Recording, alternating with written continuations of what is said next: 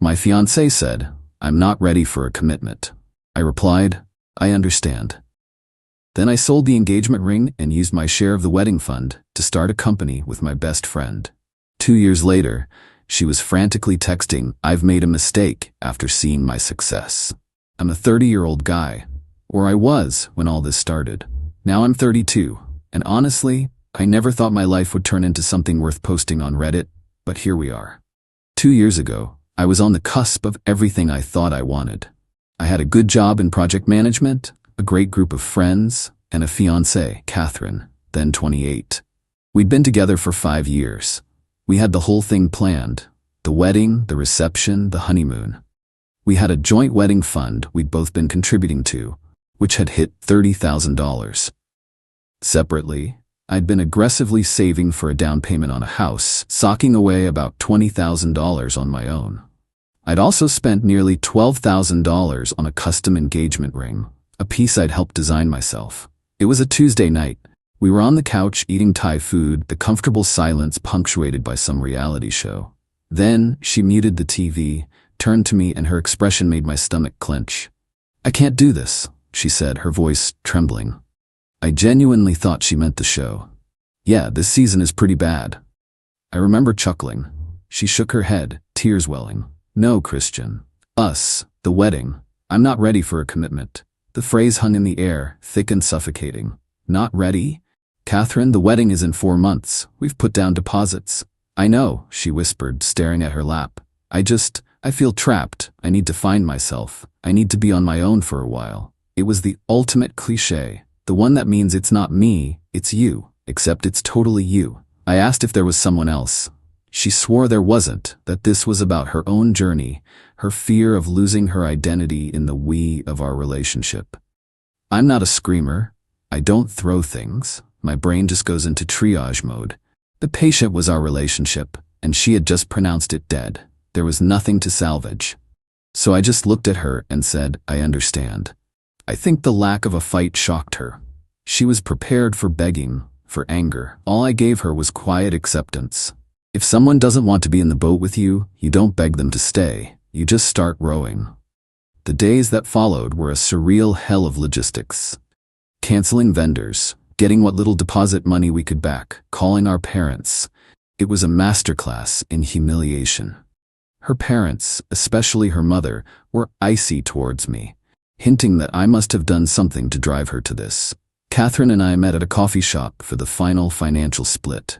We divided the balance of our regular account. Then we looked at the $30,000 wedding fund. "I guess we just split this down the middle," she said, unable to meet my eyes. "That's fair," I said.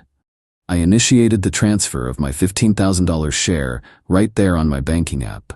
She then slid the engagement ring across the table.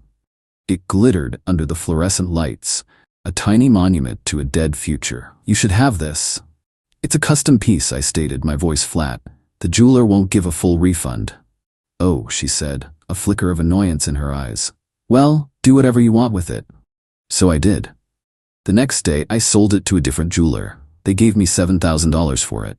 Seeing the value plummet like that was painful, but the check in my hand was real. That night, my best friend Sean came over to my half-empty apartment. I was surrounded by boxes of her stuff, drinking a beer. Sean, a brilliant coder stuck in a soul-crushing IT helpdesk job, had been dreaming of us starting a software consultancy for years. He had the technical genius. I had the project management and sales background. We just lacked the capital. He saw the $7,000 check on the table next to my laptop, which showed the new balance in my savings account.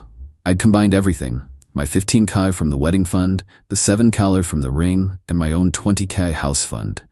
A grand total of $42,000. Sean's eyes lit up. "Dude, this is it. This is our shot. Apex Solutions. We can do it." It was a terrifying thought, to take all the money I had in the world, the remnants of a failed life plan, and bet it all on a high-risk venture. But then I looked at my silent apartment, at the future that had been erased. A blank page is a scary thing, but it's also an opportunity. "Okay," I said, "let's do it." The next 6 months were a blur. We operated out of my spare bedroom. Our diet consisted of coffee, cheap pizza, and pure adrenaline. I built the website, cold called potential clients, and handled the business end. Sean coded until his eyes burned. That $42 was our runway.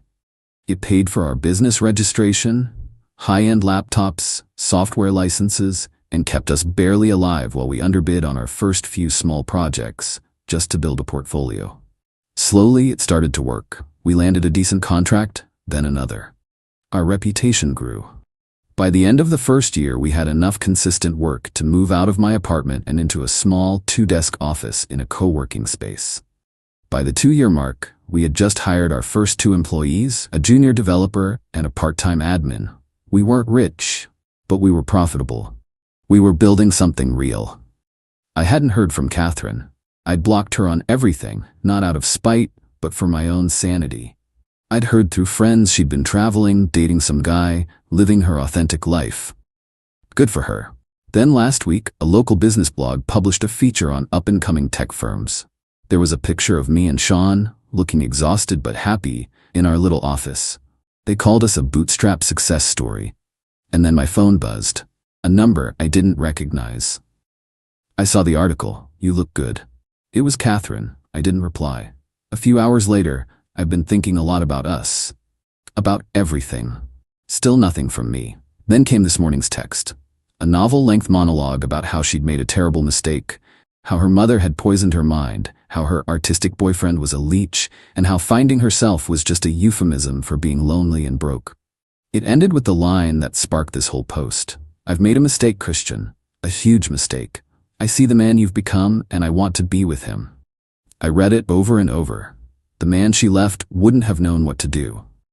But the man I am now, the one who survived the fire and built a business from the ashes, I felt a profound, chilling silence. I haven't answered. I don't plan to. So Reddit, Ida for using my life savings to build a future she didn't want a part of. And how do I handle the person who is now trying to claim a ticket for a train that's already left the station? Update 1. First, thanks for the incredible response. It's been validating to know I'm not crazy. The overwhelming advice was to maintain radio silence and lawyer up. That was my plan, but my antagonists, it seems, are more proactive than I thought. After a week of silence following her texts, I assumed Catherine got the message. Apex was in the middle of a major project, so my focus was entirely on work. The quiet was a relief. But then came the email. Not to me, but to my business partner, Sean. It was from Catherine's mother, Jacqueline. Yes, really. The subject, a mother's concern.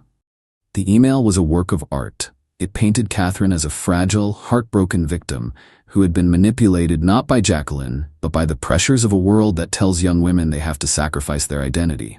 It went on to praise Sean for his loyalty to me, and then pivoted, saying, "I know Christian is a good man, but he can be single-minded." Catherine supported him emotionally through the years he was planning his next steps. It seems only fair that her foundational support in his journey is acknowledged. Sean forwarded it to me with the simple message, "Get ready, the crazy is mobilizing." We ignored it. Then the following weekend, Sean and I were at a local tech meetup, an event we attend regularly. As I was getting a coffee, a voice behind me said my name. I turned. It was Catherine. She looked tired. The bohemian chic she was going for seemed more like a costume than a lifestyle. It was no coincidence. She knew we'd be here. "Christian," she said, forcing a smile. "I know you're ignoring me, but can we please just talk for 5 minutes? Please?" Sean materialized at my side looking like a bulldog ready to pounce. I gave him a slight nod that meant stay close. 5 minutes, I said, and we stepped into the hallway. The moment we were alone, the facade crumbled. Tears streamed down her face. "Everything I texted is true, Christian. I was an idiot. My mom, the world. I got scared. I threw away the only real thing in my life." I waited, and my voice was flat, devoid of emotion. "And I want us to try again," she pleaded. "Look at what you've done. Apex is amazing. I always knew you could do it. I want to be a part of it. Your partner, in every way." There it was. She saw the article, the success, the potential. She didn't miss me. She missed my upward trajectory. "A part of it?" I asked, my voice dangerously quiet. "Catherine, you forfeited your right to be a part of my life. You wanted independence. You wanted to find yourself. I gave you that. I respected your decision. Now you need to respect mine." Her expression shifted instantly from sorrow to indignation. The tears stopped as if on command. I helped you. That was our wedding money. Money for our future. I let out a short, sharp laugh. No, it wasn't. It was money in a joint account that we legally divided. I used my half for my contributions. You used your half to go on a 3-month tour of Thailand with that artist, didn't you? That was your choice. This was mine. Her face flushed with anger. You're twisting things. You're being cruel to punish me. No, I said, looking her dead in the eye. I'm not punishing you. I'm protecting myself. I'm protecting Sean, and I'm protecting our employees. My 5 minutes are up. I turned and walked back to the meetup, leaving her standing in the hallway. Sean just handed me my cold coffee, and we got back to networking. I knew this wasn't the end. The sense of entitlement was too strong. This was a calculated campaign, and I had a sickening feeling that they were just getting started. The first thing I did on Monday was call a lawyer, David, a specialist in business litigation. This was no longer a personal issue. It was a business threat. Update 2, hello, Reddit.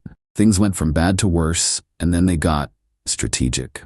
Our lawyer, David, confirmed our position was legally sound. Catherine had zero claim, but he gave us a stark warning. Legality doesn't stop people from trying to ruin you. Document everything. Do not engage. We followed his advice. But the next attack was far more insidious than a confrontation at a meetup. It was a direct assault on our livelihood. It came from Jacqueline. She is, as it turns out, deviously clever. She called our office line.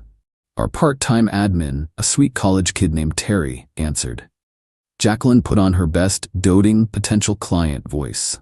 She claimed to be a senior executive at a major corporation looking for a new software partner. She flattered Terry, praised our company's profile in the blog, and said before she could move forward she needed to do her due diligence and speak to a few of our current partners to verify the quality of our work. Sean, who took the escalated call, is a tech genius but can be too trusting. Flattered by the prospect of a massive client, he gave her the names of 2 of our key accounts. We didn't realize the trap until a week later.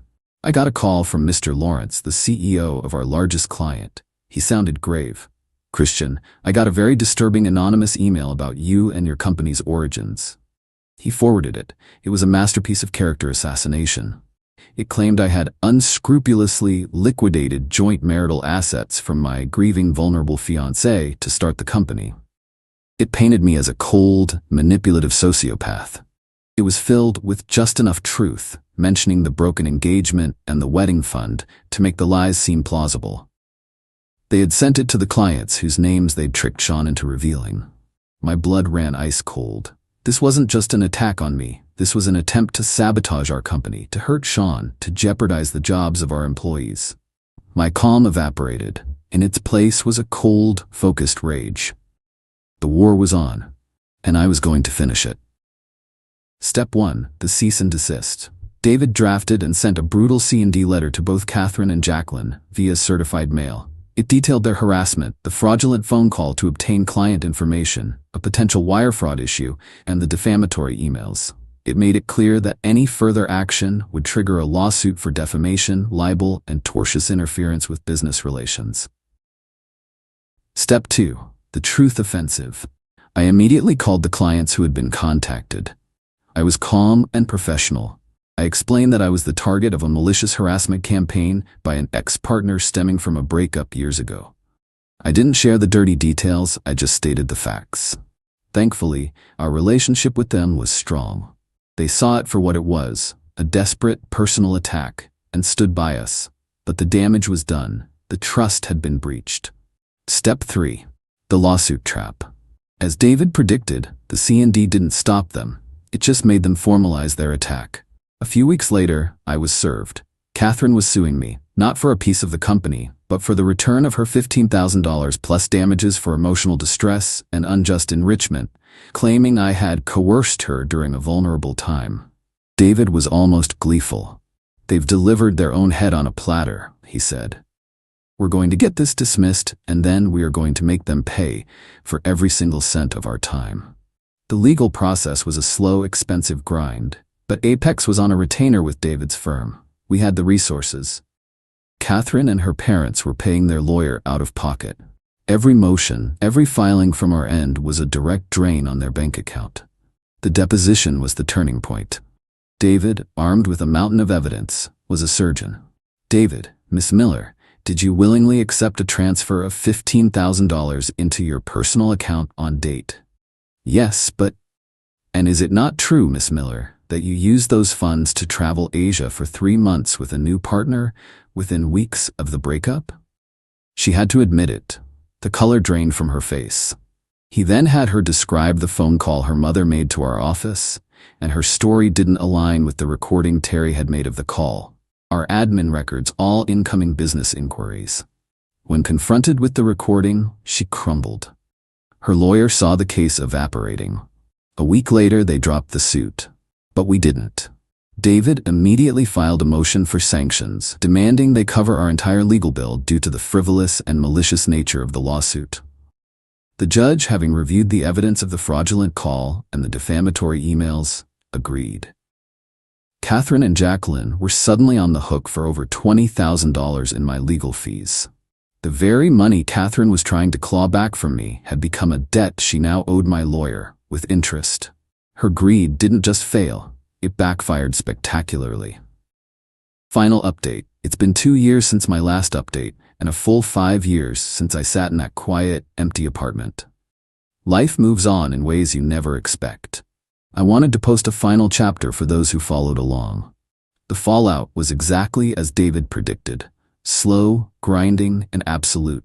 The court order to pay my legal fees wrecked Catherine and her family. Doris, a mutual friend who stayed in touch, gave me the grim summary. Jacqueline and her husband had to take out a high-interest second mortgage to pay the initial judgment. It wiped out a huge chunk of their retirement savings. The financial stress, coupled with the sheer humiliation of their scheme being exposed, fractured their family. Jacqueline blames Catherine's emotional weakness. Catherine blames Jacqueline's manipulative plans. Their codependent alliance shattered under the weight of real-world consequences. Catherine is paying off the debt in court-ordered monthly installments. It's a significant portion of her salary from her retail job. She had to give up her apartment and move back home. The home that is now a source of daily tension and resentment. The friends who once offered her sympathy saw the depths of her actions and quietly faded away. She is, by all accounts, bitter and isolated. There was no epiphany. No change of heart, just the quiet, suffocating reality of a hole she dug for herself. As for me, the last few years have been a different kind of grind, a good one. Apex Solutions isn't a tech unicorn, but it's a real, durable success story. We have a team of 18 brilliant people, we have a great office, a stable of long-term clients, and a reputation for integrity. That feels better than being a billionaire. Knowing we built it the right way, that we provide a great workplace for almost 20 families, is a success that feels solid and earned. On a personal level, I finally found a true partner. Her name is Hannah. She's a structural engineer, a woman who understands foundations.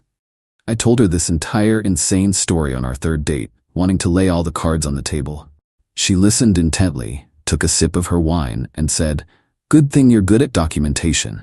She sounds like a nightmare." There was no fear, no judgment, just an immediate understanding. Being with her is easy. It's a partnership of equals, built on respect, not obligation. We live together. We're building a life. We haven't talked about marriage, and for the first time in my life, I don't feel like that's the inevitable goal. The goal is the partnership itself. I learned that commitment isn't a contract you sign or a party you throw. It's the quiet, daily choice to protect and support someone. And it's realizing when someone has made the choice to do the opposite. There was no final, dramatic confrontation, just the slow, inevitable conclusion. They tried to burn down my new life. In the end, all they did was provide the fuel for me to build it even stronger, while they were left with nothing but the bill for the matches. Thanks for reading, Reddit. It's been a hell of a ride.